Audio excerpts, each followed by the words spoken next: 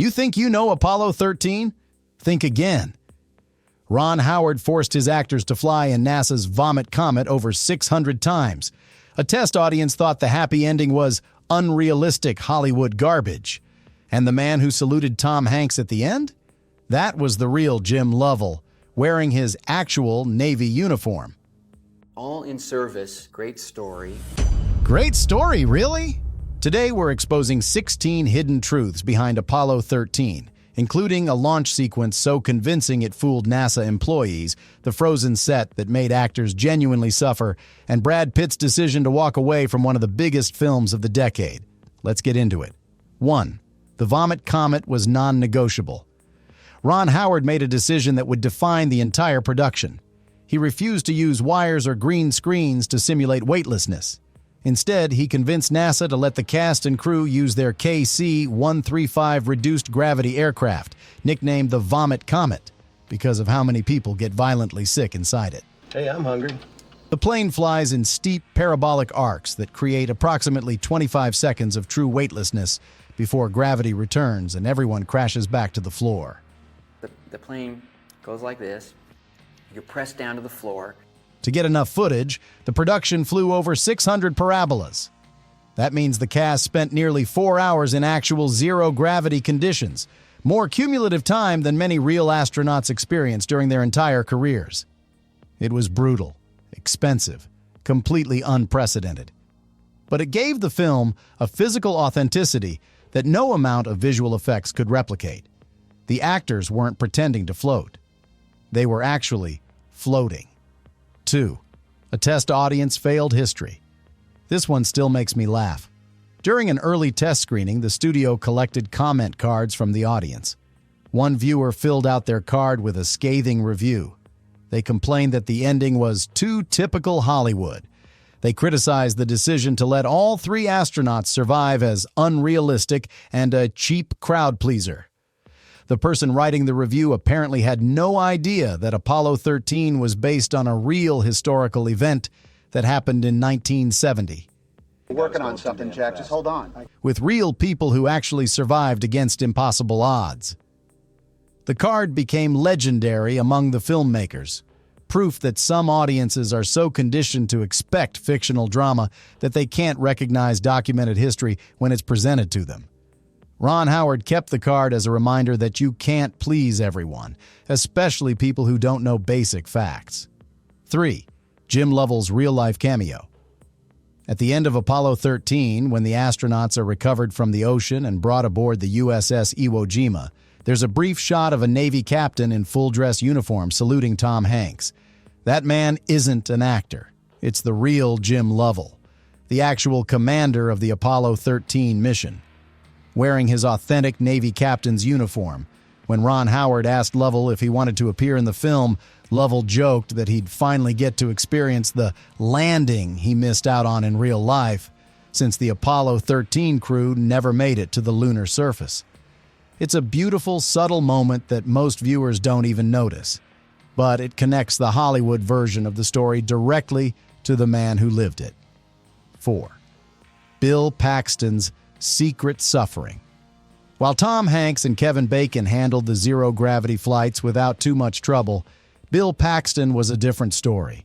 He was notoriously prone to motion sickness. The repeated parabolic flights, where the plane climbs steeply, drops into free fall, then pulls up sharply, were absolute torture for Paxton's inner ear.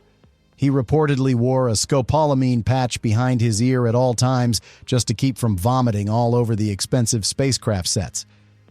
Even with the medication, Paxton spent much of the production feeling nauseous and miserable, which ironically helped his performance. Fred Hayes was the crew member who got genuinely sick during the real Apollo 13 mission. Paxton's real-life discomfort bled into his portrayal of a man whose body was failing him in space, an unintentionally authentic performance born from genuine suffering. 5. The launch fooled NASA. Every single shot of the Saturn V rocket launching, sitting on the pad, or traveling through space was a visual effect, a combination of advanced digital compositing and meticulously detailed miniatures. Not one frame of real archival footage was used for the rocket sequences. At the time, this was some of the most sophisticated effects work ever attempted. Ron Howard's team was so successful that many viewers and even some NASA employees asked where he'd found the lost archival footage of the launch. They couldn't believe what they were seeing was artificially created, because it looked more real than the grainy 1970 footage that actually existed. The fake launch looked more authentic than the real thing. It remains one of the greatest tricks in visual effects history, fooling experts into believing a fabrication was genuine. 6. Ed Harris and the white vest. To prepare for his role as NASA flight director Gene Kranz, Ed Harris spent weeks shadowing the real Gene Kranz at Johnson Space Center. Launch control, this is Houston. We are go for launch. He studied his mannerisms, his speech patterns, his leadership style. Harris became so obsessed with getting the character right that he insisted on wearing a perfect replica of Kranz's famous white mission vest, which had been hand-sewn by Kranz's wife Marta as a good luck tradition for every Apollo mission. The vest wasn't just a costume, it was a psychological tool. Harris wore it throughout filming, even during rehearsals and between takes. He believed it connected him directly to the real man's mindset during the most high-stakes moments of his career. The performance earned Harris an Oscar nomination and cemented his version of Kranz as the definitive portrayal of NASA leadership under pressure. 7. The famous line is wrong. Houston, we have a problem. Houston, we have a problem. The most famous line in the film, also a misquote. In real life, astronaut Jack Swigert reported the oxygen tank explosion by saying, "Houston, we've had a problem here," using the past tense to indicate something had already gone wrong. The screenwriters deliberately changed it to present tense because they felt it sounded more immediate and dramatic. It was a small alteration that made the line punchier and more urgent. It worked so well that the misquoted version has become the version most people remember, even though it's not historically accurate. A perfect example of how Hollywood subtly rewrites history to create better storytelling. Most audiences never notice the difference because the change feels emotionally true even if it's factually wrong. 8. Astronaut camp was real. Before filming began, Tom Hanks, Kevin Bacon, and Bill Paxton were sent through an intensive adult version of Space Camp. They spent weeks learning how to operate the Apollo spacecraft systems, how to flip the correct switches, read the instrument panels, and speak in the clipped technical jargon that NASA astronauts use to communicate with mission control. The real Jim Lovell later praised the actors, saying they learned in a matter of weeks what it took the actual Apollo astronauts years to master. The crash course gave the performances authenticity that went beyond memorizing lines. The actors genuinely understood what they were doing when they interacted with the spacecraft controls. That knowledge shows in every scene where they're troubleshooting systems or responding to mission control. It's the difference between pretending to be astronauts and actually thinking like them. 9. The cold was real. For the scenes where the command module loses electrical power and the temperature drops to near freezing, Ron Howard didn't rely on visual effects or fake frost. He ordered the entire set to be refrigerated down to 38 degrees Fahrenheit, just a few degrees above freezing. The breath you see coming from the actors' mouths is real condensation. The shivering and discomfort on their faces is genuine. The cast spent hours working in those freezing conditions. It shows. The decision to make the actors genuinely cold was part of Howard's larger philosophy.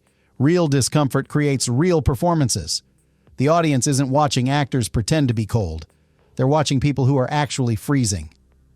10. Brad Pitt walked away. Brad Pitt was offered the role of Jack Swigert, the command module pilot who replaced Ken Mattingly at the last minute and discovered the oxygen tank explosion. He turned it down to star in David Fincher's Seven instead.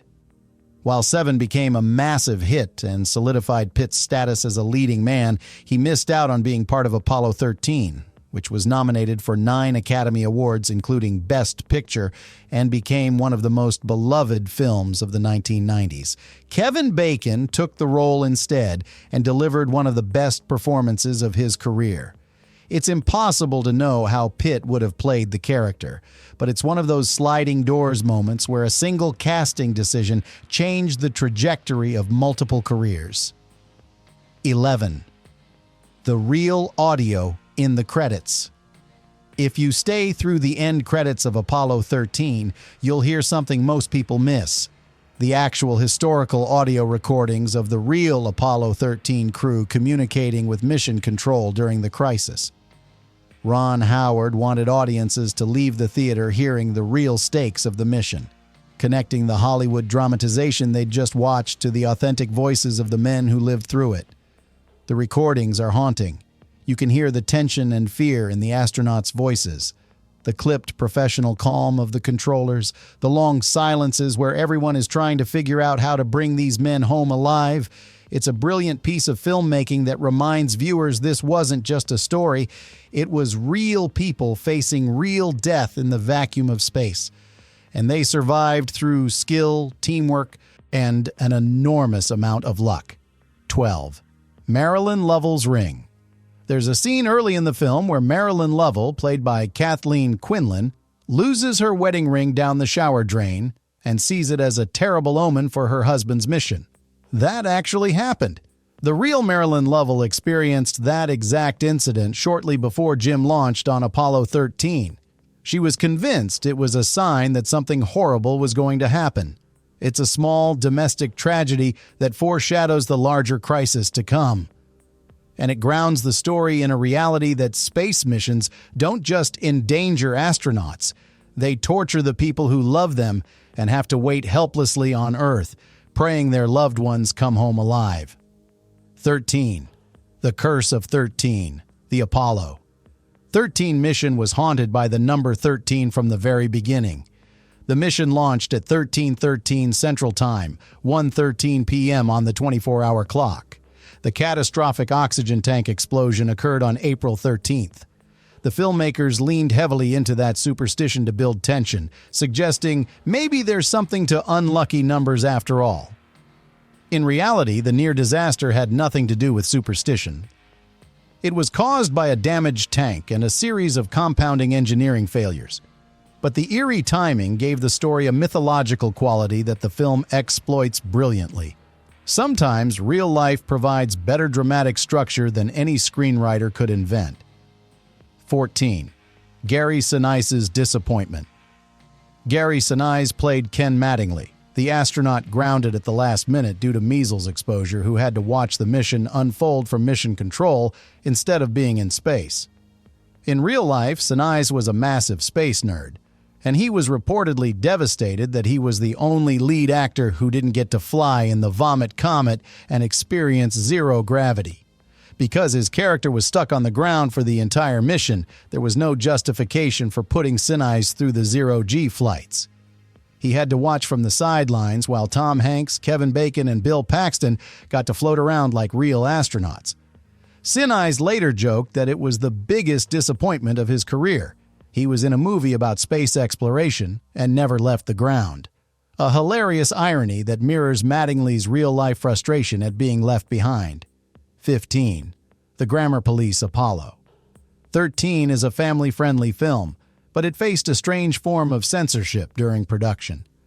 The real Jim Lovell was on set as a consultant, and he would frequently stop filming to correct the actors' grammar and technical jargon. He insisted that professional astronauts would never use certain slang or emotional outbursts that the screenwriters had written. This led to a behind-the-scenes battle. The writers wanted more drama and shouting to create Hollywood-style tension. Lovell and NASA representatives forced them to tone everything down, arguing that real astronauts stay calm under pressure and communicate with clinical precision even during life-or-death crises. The result is a movie that's arguably too polite and restrained compared to a standard disaster thriller, but it's also far more accurate to the actual behavior of the men who were there. Authenticity and dramatic convention clashed. Authenticity won. 16. The bleak alternate ending. During production, there was significant debate about how to handle the final moments, particularly the agonizing radio blackout when no one knew if the crew had survived re-entry.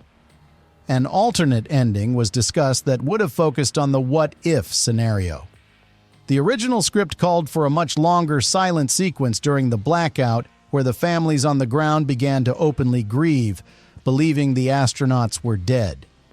Ron Howard ultimately decided this approach was too dark and emotionally manipulative. He opted instead to focus on the triumphant splashdown that matched the historical reality of what NASA called a successful failure.